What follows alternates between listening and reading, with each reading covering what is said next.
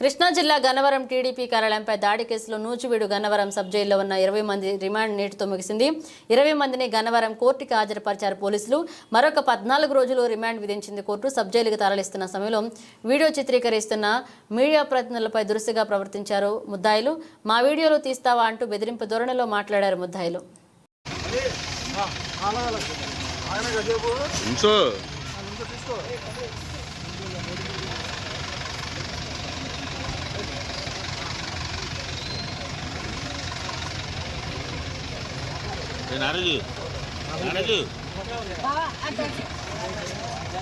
అవసరమే